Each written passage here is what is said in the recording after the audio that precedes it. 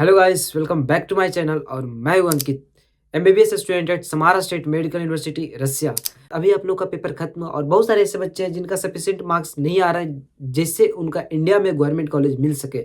तो ऐसे ग्रुप के बच्चे अलग अलग ऑप्शंस की तरफ एक्सप्लोर कर रहे हैं और उनमें से एक ऐसा ग्रुप है जिनको एमबीबीएस अब्रॉड जाना है। और वही बच्चे मेरे को बार बार टेक्स्ट करके पूछ रहे हैं, भैया मुझे रसिया आना है एमबीबीएस करने के लिए, लेकिन मेरे पास उतना सफिशिएंट बजट नहीं है।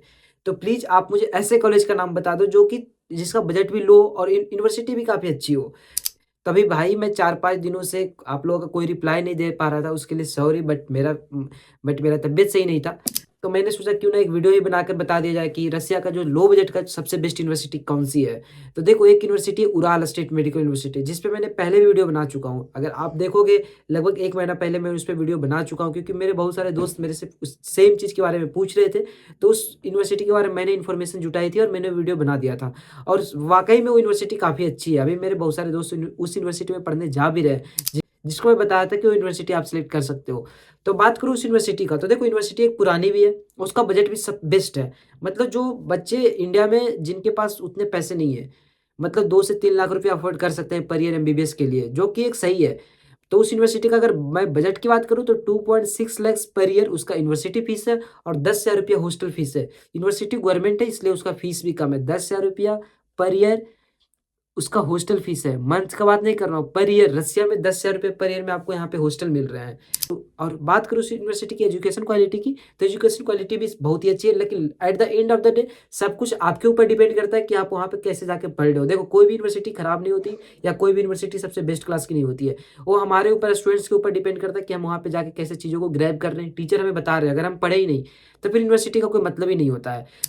तो उस यूनिवर्सिटी के लिए मैंने एक छोटा-सा प्रेजेंटेशन बनाया जहाँ पे आपको डिटेल्स में चीज़ें मैं बता सकूँ, तो पहले आप ये प्रेजेंटेशन देखो।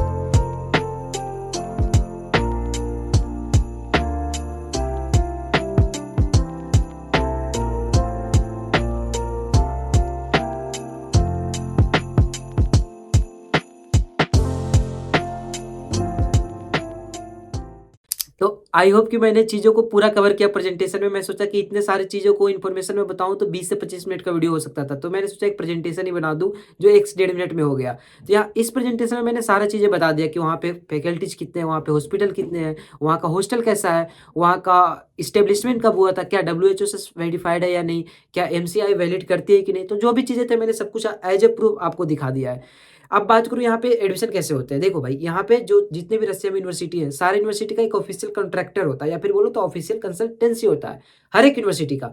तो आप डायरेक्टली उस यूनिवर्सिटी का जो ऑफिशियल कंसल्टेंसी है, डायरेक्टली उनको कॉन्टैक्ट करो। कोई भी स्टूडेंट के पास नहीं जाना है। रसिया में आपको एक चीज़ बता दूँ कि यहाँ पे कोई भी स्टूडेंट्स इंक्लूडिंग मी आपका एडमिशन नहीं करा सकता है।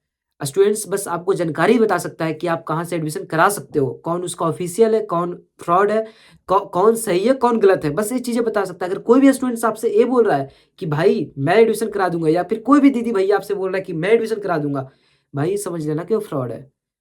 और कभी भी एडमिशन कराने के लिए छोटे-मोटे एजेंट्स जो होते हैं ना, जैसे कभी भी आके यूट्यूब पे 2 वीडियो डाल दिया, बोल रहा है कि इस यूनिवर्सिटी में मैं एडमिशन करा दूँगा या फिर यहाँ मेरा जान-पहचान है, उनके पास मत जाना। जो ऑलरेडी पहले से काम करते हुए आ रहे हैं, रसिया में बहुत सारे अच्छे-अच्छे कंसल्टेंसी है, बड़े वाले, जिनका इंडिया में 20 से 30 ऑफिस है, 40 ऑफिस है, आपको इंडिया के हर सिटी में उनका ऑफिस मिल जाएगा।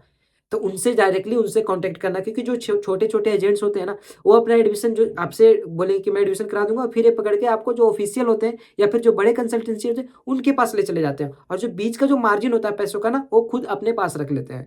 तो अगर आपको एडमिशन कराना है, अगर पैसे बचाना है 2 से 3 लाख रुपए, तो जो बड़े कंसल्टेंसी है डायरेक्टली उनके पास जाओ। बड़े कंसल्टेंसी इन द सेंस कि जो यूनिवर्सिटी का ऑफिशियल है।